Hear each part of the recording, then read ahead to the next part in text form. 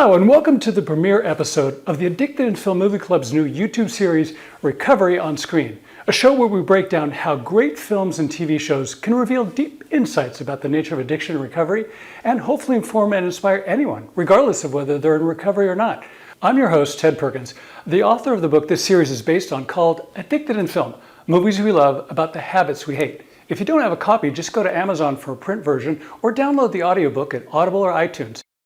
In this first episode, we take a deep dive into one of the most remarkable, disturbing, and influential films about addiction and recovery ever made, 1996 Trainspotting. And for that, I'll be joined by our invited guest, Callum Howe. So fasten your seatbelts, that's coming right up.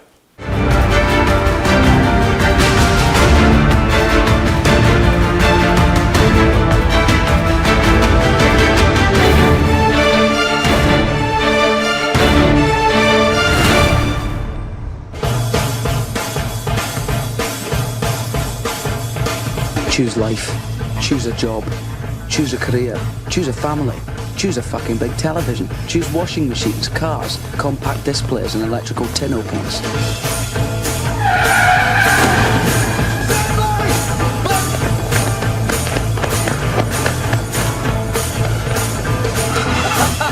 I want to welcome to the show my first guest. I'm very excited. This is Callum Howe, who is phoning in from Kansas. And since we're talking about the great film Trainspotting, I had to go to my go-to guy, Callum, who's Scottish.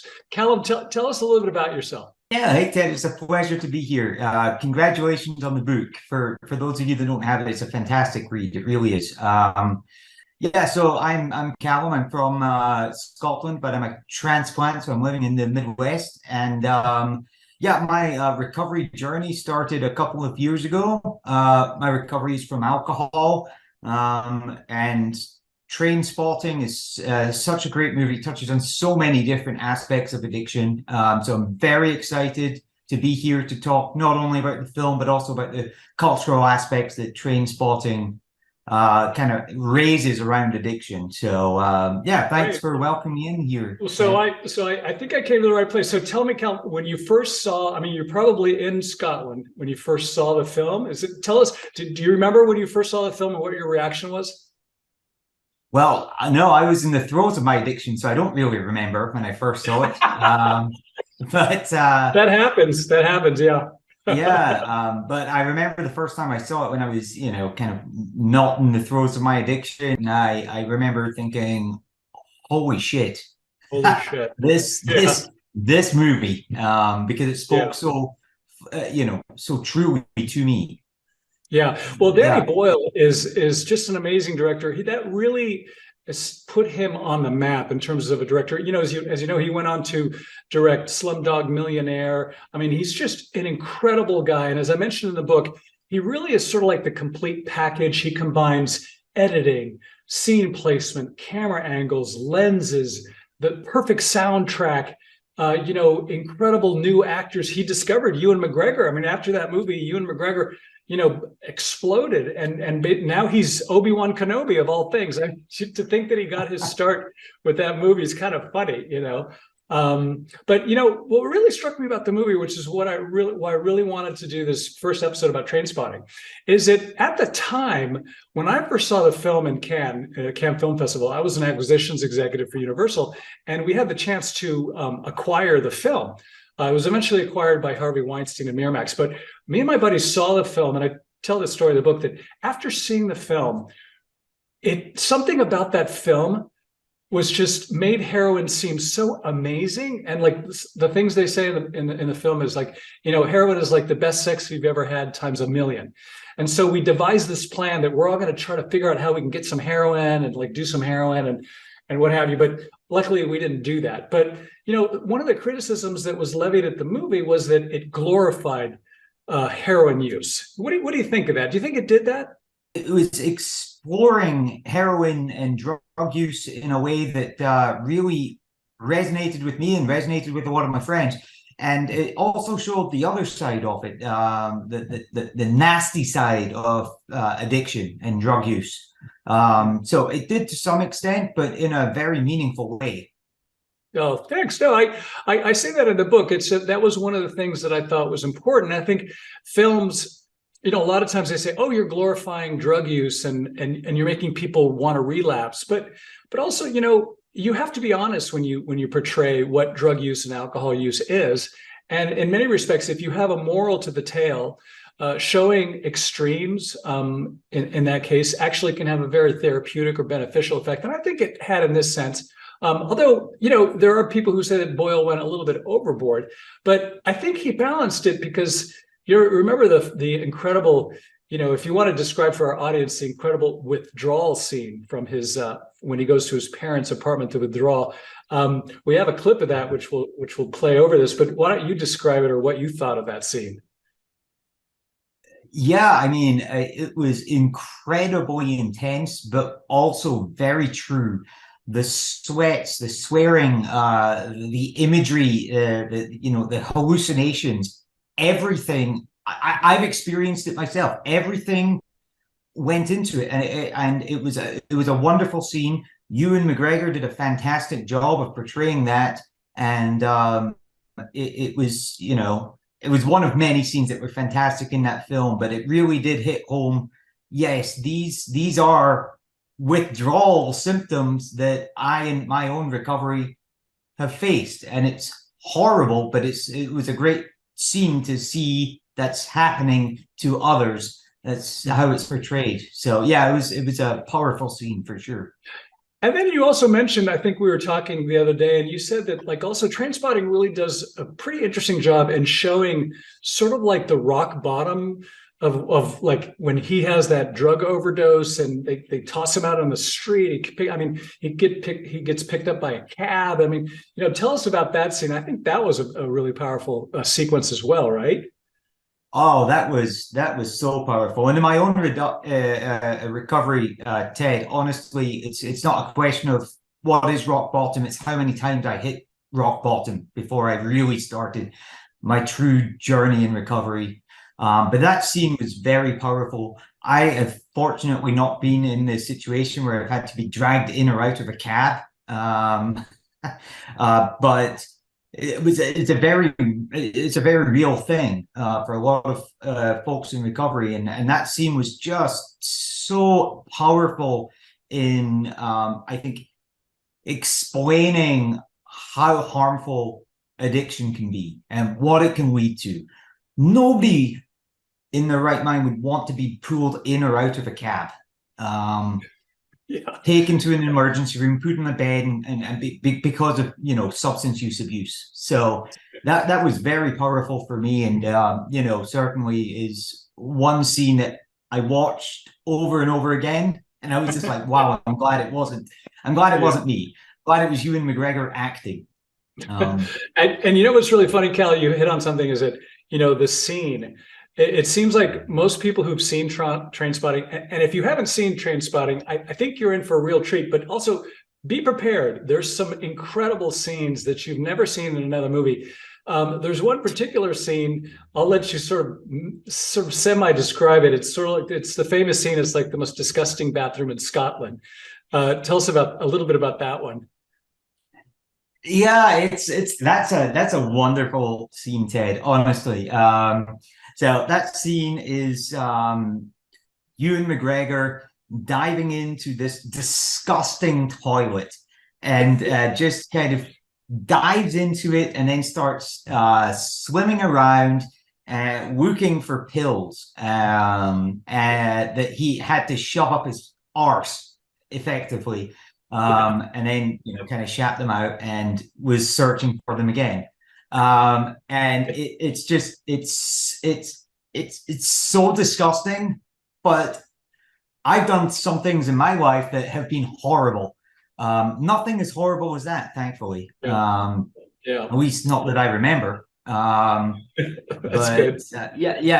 Nothing that disgusting. But it was really a scene that showed how far addiction can take you, how far the next hit that you want to get, whether you've shoved pills up your arse and diving into the dirtiest toilet in Scotland, how far that takes you. And it's a wonderful horrible but wonderful scene for sure.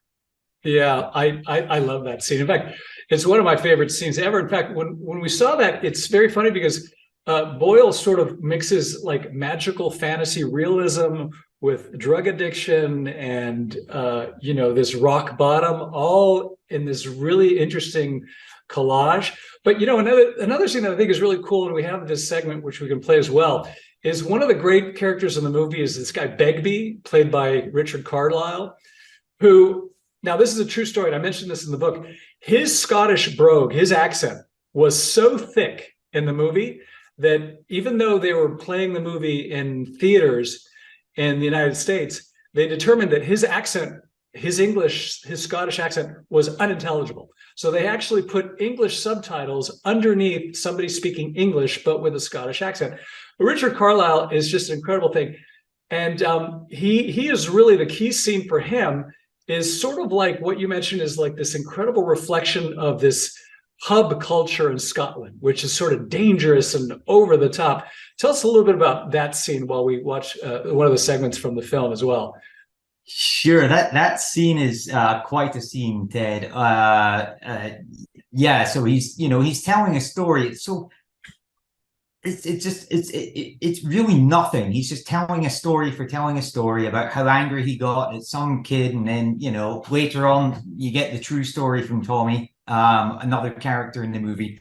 But at the end of it, so they're all there. Begsby's telling a story about in the balcony of this pub, and at the end of the story, he throws this glass behind him down below onto the floor, and it's a packed pub, and it smashes on some girl's head, and she's covered in blood and she's screaming, and Begsby goes down, and he's just like, somebody smashed a glass over a lassie's face, and we're not going to leave this pub until we get to find who did this. And it was him. And that's what he got. That was his drug, was getting off and beating the absolute shit out of people. I've been in bars in Scotland. That happens. I mean, I've seen people glassed. I've seen people hit by glasses that have been thrown off balconies. Oh, wow. Yeah, and it's all because typically they're belligerently drunk or very high on drugs. And it's a real thing. I mean, it's not a nice thing. You go to a diner in the US and it's a nice thing. People are all pleasant. You go to a pub at Scotland at 11 p.m., chaos ensues. I can promise you that. So yeah, it's a real thing. It was a great scene. I mean, it was a terrible scene. There's a part of me that wants to go to Scotland and go to a pub and experience that. I don't drink anymore, but I'd still like to sort of hang out as a fly on the wall. Another great scene that you also mentioned and you picked up on, it's one of my favorite scenes, is that when the lads are all out on the Scottish heath, and they're sort of out walking around and whatever, and they're drinking alcohol and doing whatever, and one of the guys, I can't remember the guy's name, the guy with the long hair who gets in trouble with the sex tape. At any rate, he says, "Come on, guys, let's walk up into this heath. Let's go up there and experience life." And Ewan McGregor's answer to that is just so priceless. He's like, "We're wankers. We know we're wankers. Why even try?" But it's an important scene. Maybe you can describe, in your own words, what you thought of that scene, what you got out of it, and then I'll tell you what I got out of it as well. Sure. So I can tell you for free, I spent many years of my youth underage drinking in the Highlands of Scotland, doing exactly that. Bottles of vodka and just fucking around. And what I got from that scene is the realization of Ewan McGregor saying, we're wankers. Now I look back in my past, I was like, yes, we were absolute wankers. I mean, what were we doing? We were wasting our time walking around the hills of Scotland with bottles of vodka or whiskey or whatever, and thinking that we were the best people in the world. We were not. Yeah, So yeah. that was a really powerful scene for me, and I took a lot away from that because it allowed me to reflect on my past. Yeah, well, thanks. I think you're right. And also to me, when I watch it again, and I mentioned this in the book as well, it just seems to me that like the ability to embrace life, to go out there and chase opportunity, to live, to strive, to be Scottish, to like experiment and live, just seemed like too much effort for these guys. And just the easiest thing to do was just say, oh, let's just go back to doing heroin.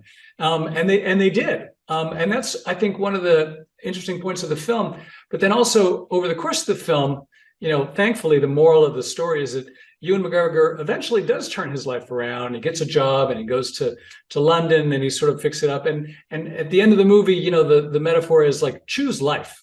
And that's actually what was on the poster, was a choose life. And I think that's where Boyle may have redeemed himself in saying, if people were saying that he was glorifying heroin or making it seem so great, the message that he gave everybody was, okay, put all that stuff aside. I know it takes some effort, but choose life. It has way much more to offer. I mean, do you agree with that? I think it was very powerful. Oh, that's absolutely one of the key takeaways I have from that movie, and I'll never forget the quote in the movie where Ewan McGregor Renton is saying, being Scottish is shite. We're the lowest of the low. Yeah. And that comes after they're running through the streets, and you have his monologue, and he says, "Choose life." And certainly in my recovery, Ted, choosing life has been by far the biggest factor in my success, is choosing life. But yeah, that was a very powerful scene, and very hard hitting, particularly after hearing Ewan McGregor and his brogue saying, being Scottish is shite. It's not shite, by the way. It's fantastic. But yeah. I bet it is. I bet it is. Yeah, I mean, I think that's I think that's what really can be gotten out of the film. And one of the things that I think you can get out of many films if you're in recovery, and that's, I think, one of the reasons I wrote the book, is that there's a lot of nuggets of inspiration that show that recovery is possible. It takes some work. You have to roll up your sleeves and you have to change your mindset, and you have to sort of embrace life with all of its problems. I mean, life is never going to be simple. These guys are still, wankers in Scotland, but at least they're moving forward and trying to create a life for themselves. And I think that's what one of the ultimate lessons that this film lets us really discuss, is that wherever you are, as bad as it are, if you're like swimming around on the worst toilet in Scotland, there's still a brighter day tomorrow if you just do the work and change your mindset and try to choose life. If you haven't seen Trainspotting, now might be a really nice time to try. And if you do end up renting the film and you read the book, and if you do pick up a copy of the book, do read the chapter about Trainspotting. I'd love to hear whether you think my observations about the film are good or not. Anything else before we leave? No, I don't think so, Ted. This has been super fun. I really appreciate the opportunity to talk about it, and thank you for inviting me onto this show. Particularly, I feel more than esteemed being the first guest. So thank you for that. I hope this has been kind of helpful, and I hope it inspires a lot of people to, number one, pick up the book, and number two, go see Trainspotting. I'd recommend doing number one before number two.